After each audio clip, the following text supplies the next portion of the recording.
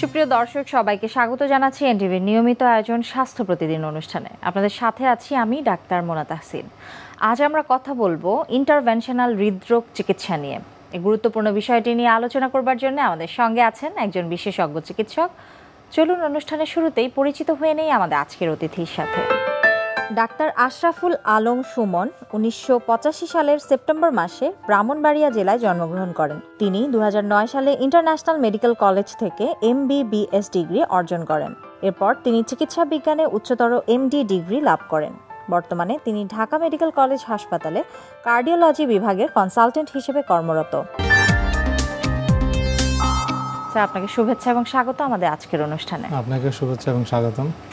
যে কোনো চিকিৎসার ক্ষেত্রেই কিছু মেডিকেল ট্রিটমেন্ট থাকে, সার্জিক্যাল থাকে, তো ইন্টারভেনশনাল ট্রিটমেন্ট বলতে আসলে কি বোঝায়? পেশেন্টকে যখন আমরা সব কিছু মিলে সাসপেক্ট করব যে তার একটা কার্ডিয়াক ডিজিজ আছে, করোনারি ডিজিজ আছে বলে আমরা মনে করি, তখন সাপোর্টিভ এভিডেন্সগুলো থাকলে আমরা একটা করোনারি এনজিওগ্রামের কথা চিন্তা করি। এই করোনারি এনজিওগ্রাম যদি আমরা এমন হয় যে তাকে সিগনিফিক্যান্ট করোনারি ডিজিজ আমরা পাই, সেটা হয়তোবা পার্সেন্টেজ হিসেবে অনেকে জেনে থাকেন। সাপোজ আমাদের লেফট সাইড, বাম সাইড বা ডান সাইড রক্তনালী আছে, সেই সব ক্ষেত্রে দেখা গেছে আমরা 70%-এর উপরে গেলে অনেক সময়, বেশিরভাগ সময় সিগনিফিক্যান্ট বলি। আর লেফট মেইন মানে হচ্ছে মেইন রক্তনালীতে 50%-এর উপরে গেলে আমরা সিগনিফিক্যান্ট বলি, এটি অর্থাৎ ব্লকেজগুলো। তো সেই সব ক্ষেত্রে দেখা গেছে যে এনজিওগ্রাম করে যদি আমরা সিগনিফিক্যান্টলি পাই, তখন আমরা স্ট্যান্টিং করার জন্য অ্যাডভাইস করি, যদি সেটা অ্যাপ্লিকেবল মানে হচ্ছে স্ট্যান্ড করার মতো অবস্থায় থাকে। আচ্ছা। আর যদি এমন হয় যে না, আপনার ব্লক অনেকগুলা বেশি আছে, এটাতে স্ট্যান্ড করার মতো না, অথবা এমন যে আপনাকে স্ট্যান্ডিং করলেও সবগুলা ইম্পর্টেন্ট ব্লকগুলোকে আপনি সলভ করতে পারবেন না, সেই সব ক্ষেত্রে আমরা হয়তোবা পেশেন্টকে কার্ডিয়াক সার্জারির জন্য বা বাইপাস বলে আমরা যেটা জানি অ্যাডভাইস করে থাকি। হার্টে ব্লক বলতে আসলে অনেকেই বুঝতে পারেন না যে এটি আসলে কিভাবে হয়ে থাকে, তো সেটি কিভাবে ঘটে? এখানে দুইটা ব্যাপার আছে। ব্লক নিয়ে অনেকেই আমাদেরকেও কোশ্চেন করে আসলে যে ব্লক আসলে কি। সাপোজ মনে করেন একজন ইসিজিতে পেরিফেরিতে সে বলল যে রাইট বান্ডেল ব্রাঞ্চ ব্লক, এটা খুবই কোয়ারি করে আমাদের। যখন এইটা লেখে, রুগী মনে করেন গ্রাম থেকে শহরে চলে আসে যে আসলে আমার লেখছে রিপোর্টের মধ্যে যে right bundle branch block, left bundle branch block. আসলে এই ব্রাঞ্চ ব্লক এগুলো আমাদের হার্টে তো দুইটা সিস্টেম। খুব সহজ যদি বলি, একটা হচ্ছে করোনারি আর্টারি সিস্টেম, অর্থাৎ যেটা দিয়ে আমরা ব্লাড সাপ্লাই, রক্তনালী। আরেকটা হচ্ছে কারেন্ট সিস্টেম, মানে আপনার পুরো রুমের মধ্যে একটা কারেন্ট সিস্টেম আছে যে সুইচ টিপলে কারেন্ট সব জায়গায় পৌঁছায়। আমাদের হার্ট যে প্রত্যেক মিনিটে 60 থেকে 90 বার পাম্প করবে, এটা কিন্তু এই অর্ডারটা যায় একটা কারেন্ট সিস্টেমের মাধ্যমে। তো এই কারেন্ট সিস্টেমটা যদি আপনার পুরো এট্রিয়াম মানে 4টা যে আমাদের হার্টের চেম্বার, 4টার মধ্যে কিন্তু সামঞ্জস্য রাখে কারেন্ট সিস্টেমটা। তারের মতোই মনে করেন যে এট্রিয়াম থেকে শুরু করে ভেন্ট্রিকেলে আসে, 2 এট্রিয়ামের মধ্যে সব কটার মধ্যে কানেকশন শুরু হয়, এবং এটা উপর থেকে সিগন্যালগুলো যায়। তো ওই যে সিগন্যালগুলো যায়, এটা হচ্ছে কারেন্ট সিস্টেম। এই কারেন্ট সিস্টেমের ব্লককে কিন্তু আমরা হার্ট ব্লক বলি, আর রক্তনালী ব্লককেও কিন্তু আমরা হার্ট ব্লক বলি। তো এখন রক্তনালী যে ব্লক, সেটা ব্লক হলে কিন্তু হার্ট অ্যাটাক, হার্ট অ্যাটাক হয়। এখন রক্তনালী ব্লকের কারণেও কিন্তু ব্লাড সাপ্লাই যদি না হয়, তাহলে আমার এই যে কারেন্ট সিস্টেম কিন্তু ভেঙে পড়বে। তাইলে কারো করে এমন হয় যে হার্ট অ্যাটাক হয়েছে, তার রেটও কিন্তু কমে যাচ্ছে, আমরা পেস মেকারের দিক চলে যাই। তখন অনেকের অ্যাডভাইস করি আমরা যে হার্ট অ্যাটাক হয়েছে, তার পরবর্তীতে পেস মেকারও লাগে। তার কারণ কি?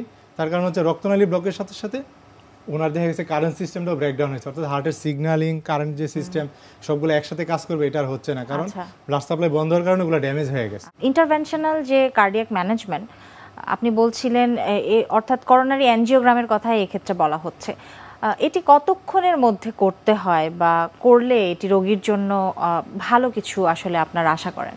এখানে কিছু খুব শর্টলি দুইটা কথা আমি বলি। এক নম্বর হচ্ছে যে আমরা ইন্টারন্যাশনাল গাইডলাইনগুলো কিছু সময় বেঁধে দিচ্ছি, যেটাকে আমরা বলি প্রাইমারি পিসিআই। সেটা কোনো জায়গায় বলছে 120 মিনিট, অর্থাৎ 2 ঘন্টা, অথবা 90 মিনিটও বলছে, যদি না পারেন 120 মিনিট। 120 মিনিটের মধ্যে আপনার যদি হার্ট অ্যাটাক করেন, কোনো রোগীকে নিয়ে এনজিওগ্রামে নেওয়াটা হবে সবচেয়ে ভালো। তারও আগে যদি পারেন, যে হার্ট অ্যাটাক হয়েছে আমি আধা ঘন্টার মধ্যে পারছি, ডেফিনেটলি ভালো। না পারছেন, তাহলে আপনি আরেকটা সেন্টারকে পৌঁছাতে আরও 1 ঘন্টা লাগবে, আপনি যেখানে ইন্টারভেনশন হয়। তাও যদি হয় 1 ঘন্টা লাগবে, 1.5 ঘন্টা লাগবে, আপনি পৌঁছান। অ্যাটলিস্ট 120 মিনিটের মধ্যে চেষ্টা করেন। এখন ধরেন 120 মিনিটে কেউ পারলো না, এখন একটা জিনিস আপনি চিন্তা করবেন যে 120 মিনিটে তার হার্ট অ্যাটাক হয়েছে, একটা হসপিটালে পৌঁছাইতে পারলো না বা দেরি হয়ে গেছে, তার ক্ষেত্রে আসলে এই এনজিওগ্রাম কি দরকার আছে কিনা। গাইডলাইনগুলো বলে কি, যে যখন একটা রোগী হার্ট অ্যাটাক হয়, তার যদি এমন হয় যে হার্টের হৃদম খুব উলটপালট হচ্ছে, প্রেশার কমে গেছে, তার হার্ট ফেলিওর হয়ে গেছে, তো এই জিনিসগুলোকে কন্ট্রোল কিন্তু হার্ট মাসেল পাম্প তো করবে না। তখন আপনাকে এটা যদি 2 ঘন্টা থেকে 24 ঘন্টাও হয়ে যায়, ইভেন অ্যান্ড দেন 48 ঘন্টা হয়, অর্থাৎ 2 দিন পর্যন্ত এটা কিন্তু অ্যালাউ করে গাইডলাইন। বলে যে আপনি 48 ঘন্টা পর্যন্ত হইলেও আপনি এনজিওগ্রাম করবেন, প্রয়োজন হলে স্ট্যান্টিং করবেন। গাইডলাইন আরেকটা শর্ত দিছে আপনাকে, দেখা গেছে যে 48 ঘন্টা পরেও আপনার বুকের ব্যথা কমতেছে না, আপনার হার্টের যে হৃদয় উলট পালট আছে এটা এখনও ঠিক হয় নাই, প্রেশার এত সাপোর্ট আমরা দিয়ে রাখি শিশুতে, তাও আপনার ইমপ্রুভমেন্ট হচ্ছে না, তাইলে এই 48 ঘন্টা পরেও আপনি এনজিওগ্রাম করতে পারবেন, ইভেন অ্যান্ড দেন প্রয়োজন হলে স্ট্যান্টিং করতে পারবেন রুগীর সেফটির জন্য। এটা রুগীর জীবনের ঝুঁকি কিছুটা হলেও কমাবে। এটা হচ্ছে এইভাবে আপনাকে চিন্তা করতে হবে। তবে একটা বিষয় মাথায় রাখতে হবে, যত সময়ে আপনি সেভ করতে পারবেন আপনার হার্টের মাসেল তত সেভ হবে। এটা কেন জরুরি? কারণ দেখা গেছে একটা রুগী ধরেন 2 দিন পরে এসে এনজিওগ্রাম করলো, তার বুকে ব্যথা, স্টেন্টিং করলো, কিছুটা কমলো, এই যে 2 দিনে ড্যামেজ হয়েছে, একটা সময় দেখবেন তার হার্টের মাসেল ইমপ্রুভ হয়েছে কিন্তু আগের মতো নর্মালে আসে নাই। তাতে সমস্যাটা কি হবে? তাতে সমস্যাটা হবে এই রুগীগুলা দেখবেন যে সব চিকিৎসা করার পরও হার্ট ফেলিওর নিয়ে ঘুরতেছে, এবং এই হার্ট ফেলিওর কিন্তু ম্যানেজমেন্টটা নট সো ইজি ম্যাটার। কেন ইজি না? কারণ তাকে সব সময় ডাক্তারের শরণাপন্ন হতে হয়, পানি ঠিকভাবে খেতে হয়, লবণ ঠিকভাবে খেতে হয়, রাত্রে ঘুমাইতে পারে না, ওষুধের একটু হেরফের হলে শ্বাসকষ্ট শুরু হয়, আপনি আসেন পেরিফেরিতে, কখন আসবেন, কবে আসবেন, রেগুলার ইলেকট্রোলাইট দেখতে হবে, ক্রিয়েটিনিন দেখতে হবে, কিডনি খারাপ হয়ে যাওয়ার সম্ভাবনা থাকবে কারণ ব্লাড সাপ্লাই কমে যাচ্ছে, কারণ হার্ট যদি ঠিকভাবে পাম্প না করে, কাজ না করে, কিডনি সাপ্লাই পাবেন, আলটিমেটলি এইগুলো কিন্তু সিকিডি হয়ে যাচ্ছে, ক্রনিক কিডনি ডিজিজের রোগী হয়, খুবই কমন। তাইলে আপনি আর্লি ট্রিটমেন্টটা অনেক জরুরি, আপনি যদি একটু ভালো থাকার চেষ্টা করেন। ট্রিটমেন্ট অনেক সময় যে করোনারি অ্যানজিওগ্রাম, এটি অনেকেই মনে করেন যেহেতু এটি টেবিলে শুইয়ে একটা ইন্টারভেনশন, একটা মিনিমাল একটা প্রসিডিউর তো আছেই, রোগীদের ভেতরে বা তার আত্মীয় স্বজনের মধ্যে কিন্তু এক ধরনের ভয় থাকে। তো সেই সম্পর্কে আপনি রোগীদেরকে কি বার্তা দিতে চান, যে এটি কি আসলে ভয়ের কোনো কারণ, বা এটি কি তারা আসলে ভয় পাবেন কিনা সোজা? এটা আমি আমার রোগীদের যেটা বলি যে ধরেন আপনি এনজিওগ্রাম করলেন, আপনি কত পার্সেন্ট রিস্কে পড়লেন, আর আপনি ধরেন এনজিওগ্রাম করে বিষয়টাকে সলভ করলেন না, আপনি কার্ডিয়াক ডিজিজ নিয়ে ঘোরাফেরা করতেছেন, আপনি কতটুকু রিস্কে আছেন। তার মানে আপনি যদি এনজিওগ্রাম করে বিষয়টা সলভ করেন, এটা এনজিওগ্রামের রিস্ক কতটুকু থাকে, দেখা গেছে 1000 জনে একজনের প্রবলেম হতে পারে।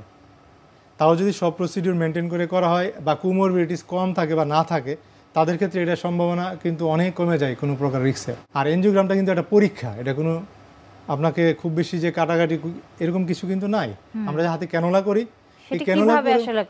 এটা আমরা 2 ভাবে করতে পারি আর কি। যেমন হাতে যেন আমরা ক্যানোলা করি, এই ক্যানোলা করে হাত দিয়েও করা যায়, আবার ফিমোরাল আর্টারি দিয়েও করা যায়। এখানে আমরা রেডিয়াল আর্টারি দিয়ে করি, এখানে ফিমোরাল আর্টারি দিয়ে করি। এখন আর্টারি দিয়ে যখন করি, এটা কিন্তু আমরা রুগীকে একবারেই অবশ করি না। রুগীরা মনে করে যে আমি বোধহয় অজ্ঞান হয়ে থাকবো, ঘুমায় থাকবো, বা জ্ঞান থাকবে কিনা। হ্যাঁ, জ্ঞান সম্পূর্ণ থাকবে এবং রুগী সব দেখতে পারবে, যদি ওইরকম কোনো সমস্যা না থাকে, রুগী সব দেখতে পারবে। এবং যে লোকালি আমরা শুধু একটু পেইন একটু কমিয়ে লোকাল ইনজেকশন দিয়ে, লোকাল অ্যানেস্থেসিয়া এখানে লোকালি দিয়ে পেইনটা কমলে আমরা এনজিওগ্রাম করে ফেলতে পারি, রুগী কোনো প্রকার সমস্যা হয় না, টেরও পাবে না। আচ্ছা, তো পরবর্তীতে এটি থেকে কোনো ধরনের অসুবিধা হতে পারে কিনা, বা এটি কতবার করা যায়? অনেকেরই প্রশ্ন থাকে যে আমি একবার করেছিলাম, আবার কি করতে পারবো কিনা। একবার করলে এটা প্রয়োজনের উপর ডিপেন্ড করে। যদি এমন হয় যে রুগীর 6 মাস আগে হার্ট অ্যাটাক হয়েছে, আমরা এনজিওগ্রাম করে তাকে রিং করে দিছি, এখন আবারও ব্যথা হচ্ছে, এমন হইতে পারে আগের যে রিংটা পড়েছে এটাও বন্ধ হইতে পারে, অথবা নতুন করেও ব্লক হইতে পারে। আচ্ছা, তো এইটার ক্ষেত্রে আমাদের কোনো কন্ট্রাইন্ডিকেশন নাই, নিষেধ নাই যে আমরা এনজিওগ্রাম আজকে করলে আবার কবে করতে পারো। এটা হচ্ছে প্রয়োজন, মানে নির্ভর করে রুগীর উপর, যে রুগীর কোনো প্রয়োজন আছে কিনা এই মুহূর্তে। যদি সেটা অল্প সময়ের মধ্যে হয়, করা যাবে, নিষেধ নাই কোনো। বা অনেকের অনেক সময় ধরে লাগে না, চিকিৎসা করে গেছে, ভালো আছে, সমস্যা নেই, লাগবে না, কারো তাড়াতাড়ি লাগতেছে, এমন ইভেন এন্ড দেন আপনি যদি মনে করেন 2 সপ্তাহ, 1 সপ্তাহ, 1 মাস পরও লাগতেছে, সমস্যা নেই, করা যাবে, এটা নিষেধ না। আচ্ছা, তো যাদের কোমরবিডিটিস আছে, যেমন ডায়াবেটিস কিংবা কিডনি সমস্যা, তারা অনেক সময় চিন্তিত হন যে আমি কি এই ধরনের পরীক্ষার ভেতর দিয়ে যেতে পারবো কিনা। একটু প্রবলেম আছে আমাদের, যেমন যাদের কিডনি প্রবলেমটা বেশি থাকে, আমরা একটু চাই কেয়ারফুলি করতে, যেহেতু আমরা একটা এনজিওগ্রাম করার সময় ডাই ইউজ করি, যেটা হয়তো বা কিডনির ফাংশনকে কিছু কিছু সময় টু সাম এক্সটেন্ট একটু হ্যাম্পার করতে পারে। যাদের কিডনির সমস্যা আগে থেকে আছে, তো সবার কিডনি সমস্যা তো আর থাকে না, যাদের থাকে তাদের ক্ষেত্রে একটু প্রিকশন নিয়ে আমরা করি। আচ্ছা, করা যাবে, কিন্তু একটু প্রিকশন নিয়ে করতে হবে। এন্ড দেন এমন হয় যে অনেক সময় রুগীর ডায়ালিসিসের উপর আছে, হার্ট অ্যাটাক হয়েছে, কি করবে তখন? আপনাকে তো মানে হায়াতের বিষয়গুলো তো আমরা ডিফাইন করতে পারি না যে কে বাঁচবে কে মরবে, আমরা চেষ্টা করতে পারি। তো চেষ্টার ওই জায়গাটা থেকে যদি কিডনি সমস্যা থাকে, আপনাকে কিন্তু মানে এনজিওগ্রাম, রিং, স্ট্যান্টিং এগুলো হার্ট অ্যাটাক হলে করতে হবে। আচ্ছা, তখন কি করবো আমরা, প্রয়োজনে ডায়ালিসিস সাপোর্টটা নিয়ে নিব। পেশেন্টকে এমন একটা সেন্টার আপনাকে রাখতে হবে, ওয়েল ইকুইপ সেন্টার, যেখানে তার ডায়ালিসিস সহ আর অন্যান্য সুবিধাগুলো থাকবে। অনেকের ক্ষেত্রেই করোনারি আর্টারি বাইপাস যে সার্জারি করতে হতে পারে, বা যাদের হার্ট রেট অত ভালো না বা হার্টে ব্লক আছে, তাদের ক্ষেত্রে অনেক সময় পেস মেকার করা হয়। এখানে কোনো ধরনের কনফ্লিক্ট হওয়ার কোনো চান্স আছে কিনা, বা কারা করতে পারবেন, কোনো ধরনের কন্ট্রাইন্ডিকেশন আছে কিনা?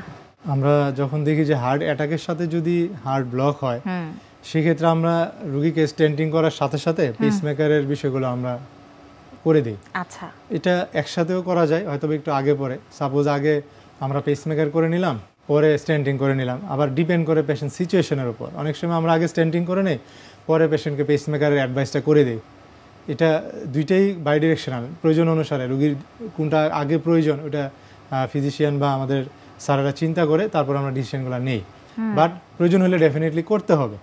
আর সাথে যে বাইপাসের বিষয়টা আসে, এক্ষেত্রে যদি এমন হয় যে অনেকগুলো স্ট্যান্ড লেগে যাবে, কারো কারো ক্ষেত্রে স্ট্যান্ডগুলো একইভাবে আমরা প্লেস করতে পারি না, ডিপেন্ড অন দ্য সিচুয়েশন, যে কোথায় তার ব্লকটা আছে, আদৌ কয়টা রিং লাগবে, একসাথে এতগুলো করা যাবে কিনা। রুগী মানে এমন যে আমরা যদি সলভ করতে না পারি আলটিমেটলি, যে 2টা লাগুক 5টা লাগুক রিং স্ট্যান্ডিংগুলো করে যদি আমরা সলভ করতে না পারি, তখন আমরা বাইপাসে অ্যাডভাইস করি। অনেক সময় এমন হয় এনজিওগ্রাম করে দেখা গেল যে তার left main disease. Left main মানে হচ্ছে একদম বাম সাইডের প্রধান রক্তনালীটা অনেক মোটা, এবং এটা থেকে 2টা ব্রাঞ্চ বের হয়, মেইন সাপ্লাই হয়, অনেক গুরুত্বপূর্ণ একটা রক্তনালী। তো এই লেফট মেইনে যদি হয়, অনেক সময় আমরা আর্লি এবং আর্জেন্ট বাইপাসের জন্য অ্যাডভাইস করে থাকি। এবং এগুলো কিন্তু স্ট্যান্ডিং করেন বা আপনি বাইপাসে যান, রিস্ক সবটাতেই থাকবে। তবে হ্যাঁ, বাইপাসের ক্ষেত্রে হয় কি, একবারে আমরা সবগুলা প্রবলেম সলভ করে আসতে পারি, সবগুলা রক্তনালী চিকিৎসা হতে পারে। সেই ক্ষেত্রে রুগীর জন্য অনেক সময় আপনার ইকোনমিক্যালও একটু বেনিফিটেড হয়, সিমটোমেটিক্যালি বা একবারে সলভ করাটার বিষয় থাকে, এটাও হয়। আচ্ছা, এটা ভালো হয় অনেক। ইন্টারভেনশন বা যে কোনো প্রসিডিউর করা হয়, তারপরে অনেক সময় কিছু সতর্কতার কথা বলা হয়, বা তার জীবনযাত্রার কিছু পরিবর্তন, খাদ্যাভ্যাস। তো এক্ষেত্রে রোগীদেরকে আপনারা কোনো পরামর্শ দিয়ে থাকেন কিনা? ওনাদেরকে আমরা একটাই অ্যাডভাইস খুব কমনলি দিয়ে থাকি, যে ওনার আগের কিছু হ্যাবিটগুলো যেন চেঞ্জ করে।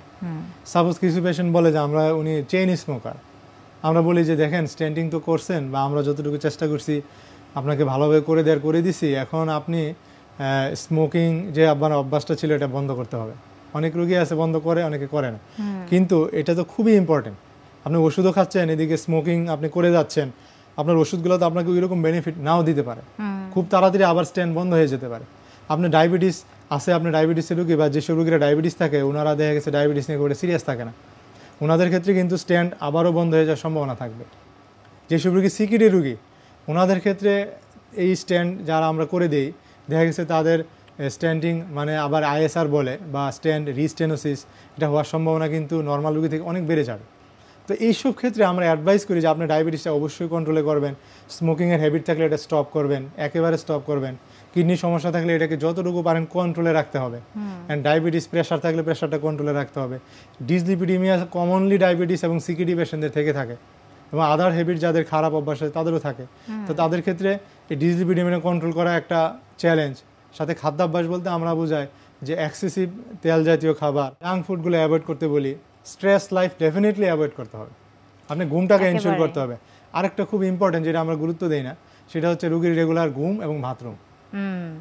এই দুইটা এত ইম্পর্টেন্ট, কারণ রুগী অনেক সিমটম নিয়ে আসে এই দুইটা ঠিক না থাকার কারণে। যার ঘুম ঠিক নেই তার বাথরুম ঠিক নেই, যার বাথরুম ঠিক নেই তার দেখবেন ঘুমেও হ্যাম্পার হচ্ছে। তো দুইটার মধ্যে কম্বিনেশন হওয়া জরুরি, কারণ এই ঘুম না হইলে কিন্তু আপনার অনেক কিছু হ্যাম্পার হবে। আপনার স্ট্রেস হরমোনগুলো রিলিজ হবে, কর্টিসল রিলিজ হবে, অ্যাড্রেনালিন রিলিজ হবে, এগুলো আপনার চেস্ট পেনকেও বাড়াই দিবে, ওইদিকে সুগারকেও বাড়াই দিবে। আবার সুগার বাড়বে, এদিকে আপনার ডিসলিপিডিমিয়া বেড়ে যাবে। তাহলে আলটিমেটলি আপনার ওষুধ যে খাচ্ছেন, আপনাকে ওষুধ তো প্রোটেকশন দিবেই না, উল্টা আরো সবগুলা কোমরবিডিস মিলে এটা আপনার আরো খারাপ দিকে যেতে পারে। যেটা করছেন এটা ফেল বন্ধ হয়ে যাবে, আইএসআর হয়ে যাবে। একেবারে অনেক গুরুত্বপূর্ণ কিছু তথ্য দিয়েছেন স্যার। আমাদের অনুষ্ঠানে একটি নিয়মিত সেগমেন্ট হচ্ছে আমরা বিভিন্ন খাদ্যের পুষ্টি গুণাগুণ আমাদের দর্শকদের দেখিয়ে থাকি, সেটি এখন দেখিয়ে আসবো। প্রিয় দর্শক, দেখছেন স্বাস্থ্য প্রতিদিন অনুষ্ঠানে। এই পর্যায়ে চলুন দেখে নেই বিভিন্ন খাদ্যের পুষ্টি গুণাগুণ সম্পর্কে আমাদের পুষ্টিবিদের কাছ থেকে। হার্ট ডিজিজ বলতে আমরা বুঝি হার্টের যে সমস্যাগুলি, মানে রক্তে কোলেস্টেরলের পরিমাণ বা চর্বির পরিমাণটা বেড়ে যাওয়াকে বুঝি। আমরা এক্ষেত্রে চর্বি জাতীয় খাবারটাকে অ্যাভয়েড করব, যেমন ঘি, পরোটা, পোলাও, বিরিয়ানি অর্থাৎ তৈলাক্ত খাবার যেগুলো আছে সেগুলোকে আমরা আমাদের খাবারের তালিকা থেকে বাদ দিয়ে দিব এবং চেষ্টা করব যেন প্রতিদিনের খাবারের মধ্যে শাক সবজি, মিষ্টি জাতীয় ফল, টক জাতীয় ফল, বিশেষ করে আমাদের যে সিজনাল দেশীয় ফলগুলো আছে সেগুলো আমাদের শরীরের জন্য খুবই উপকারী। হার্ট ডিজিজ হলে যে মিষ্টি ফল খাওয়া যাবে না এটা কিন্তু একেবারেই ভুল। খেতে পারবো আমরা, কিন্তু সেটা পরিমিত পরিমাণে খাবো, যেন এই মিষ্টি জাতীয় খাবারটাই কোলেস্টেরলের পরিমাণটাকে যেন বাড়িয়ে না দেয়, অর্থাৎ কোলেস্টেরলটা যেন কোনোভাবে যেন অনিয়ন্ত্রিত না হয়ে যায় সেদিকে আমরা খেয়াল রাখবো। বিশেষ করে দুধ জাতীয় খাবার যখন আমরা খাবো সেক্ষেত্রে আমরা খেয়াল রাখবো দুধটা যেন ননি তোলা অর্থাৎ ফ্যাটলেস হয়। ফ্যাটলেস দুধ খেলে আমাদের হার্টটা মজবুত থাকবে এবং হার্টের যে সমস্যাগুলো সেগুলো আস্তে আস্তে ধীরে ধীরে চলে যাবে। হার্টের পেশেন্টদেরকে আমরা মূলত লক্ষ্য রাখবো তারা যেন তেল জাতীয় খাবার, যে সমস্ত খাবার থেকে তেলের উৎসটা আসে, যেমন গরুর মাংস, খাসির মাংস, ডিমের কুসুম, মুরগির চামড়া, তৈলাক্ত মাছ অর্থাৎ সম্পৃক্ত ফ্যাট থাকে যেসব খাবারে সেগুলো আমরা অ্যাভয়েড করতে বলবো। আর আস্তে আস্তে যখন হার্টের প্রবলেমটা তার কমে যাবে অর্থাৎ কোলেস্টেরল লেভেলটা যখন কমে আসবে তখন সে ব্যায়াম করবে। খুব দ্রুত সে হয়তো ব্যায়াম করতে পারবে না, হাঁটতে পারবে না, সেক্ষেত্রে উনি অবশ্যই ডাক্তারের পরামর্শ অনুযায়ী করবেন। এভাবে যদি করতে থাকেন তাহলে খাবার মেনটেন, ব্যায়াম এবং ওষুধপত্র ঠিক মতন যদি উনি গ্রহণ করে থাকেন তাহলে অবশ্যই উনি সুস্থ হয়ে যাবেন। আমরা একেবারে অনুষ্ঠানের শেষ পর্যায়ে আছি। আমরা আজকে কথা বলেছি ইন্টারভেনশনাল হৃদরোগ চিকিৎসাগুলো নিয়ে।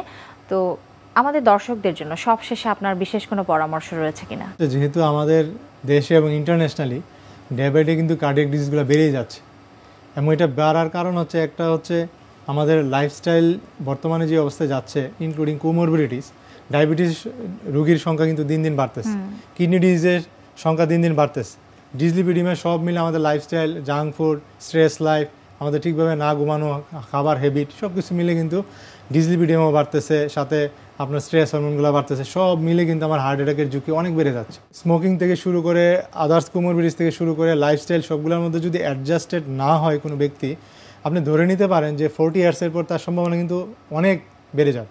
নর্মাল ব্যক্তিদেরও 40 ইয়ার্সের পর বেড়ে যাচ্ছে।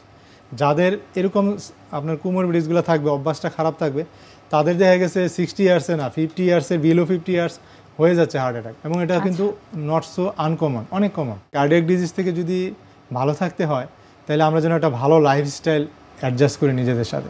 অনেক অনেক ধন্যবাদ। অনেক গুরুত্বপূর্ণ কিছু তথ্য আপনি দিয়েছেন যে আসলে চিকিৎসার পাশাপাশি জীবনযাত্রার মানকে নিয়ন্ত্রণে রাখা এটি কিন্তু অত্যন্ত গুরুত্বপূর্ণ। অনেক অনেক ধন্যবাদ আমাদের অনুষ্ঠানে আসবার জন্য। আপনাকে অনেক অনেক ধন্যবাদ। সুপ্রিয় দর্শক, এতক্ষণ দেখছিলেন স্বাস্থ্য প্রতিদিন। কথা হচ্ছিল ইন্টারভেনশনাল হৃদরোগ চিকিৎসা নিয়ে। আশা করছি এই গুরুত্বপূর্ণ তথ্য ও পরামর্শগুলো আপনাদের অনেক উপকারে আসবে। চলুন এ পর্যায়ে দেখে নেই কি থাকছে আগামী পর্বের স্বাস্থ্য প্রতিদিন অনুষ্ঠানে। এন্ডোমেট্রিওসিস এই শব্দটা জানার আগে জানতে হবে এন্ডোমেট্রিয়াম জিনিসটা কি। এন্ডোমেট্রিয়াম হচ্ছে আমাদের যে জরায়ু, জরায়ুর মাঝে ভিতরে একটা লাইনিং থাকে, একটা লেয়ার থাকে, ওটাকে আমরা বলি আসলে এন্ডোমেট্রিয়াম। এই এন্ডোমেট্রিয়ামটার ভিতরে যখন কিছু হরমোন কাজ করে, আমাদের প্রতি মাসে যে পিরিয়ড হয়, মেনিস্ট্রুয়েশন হয়, এই এন্ডোমেট্রিয়াম থেকে টিস্যুগুলো শেডিং হয় এবং এটাই হচ্ছে মেনিস্ট্রুয়াল ব্লাডের মাধ্যমে বা পিরিয়ডের রক্ত বাংলায় যদি বলি তা হয়ে আমাদের মাসিকের রাস্তা দিয়ে বের হয়ে যায়। এটাকেই আমরা বলি হচ্ছে পিরিয়ড, একদম মাসিক যেটা, হ্যাঁ মাসিক যেটাকে বলা হয়, এটা এন্ডোমেট্রিয়াম থেকেই এই শেডিংটা হয়। বিশ্বের যে কোনো প্রান্ত থেকে যে কোনো সময় আপনাদের প্রিয় অনুষ্ঠান স্বাস্থ্য প্রতিদিন দেখতে ভিজিট করুন আমাদের পূর্ণাঙ্গ ওয়েব পোর্টাল www.ntvbd.com এ। এছাড়াও এনটিভির জনপ্রিয় সব অনুষ্ঠান ও খবরের আপডেট পেতে ভিজিট করুন আমাদের ইউটিউব ও ভেরিফাইড ফেসবুক পেজে। আজ এখানে বিদায় নিচ্ছি, দেখা হবে আবারও। সে পর্যন্ত সবাই ভালো থাকুন, সুস্থ থাকুন, থাকুন নিরাপদে। আল্লাহ হাফেজ।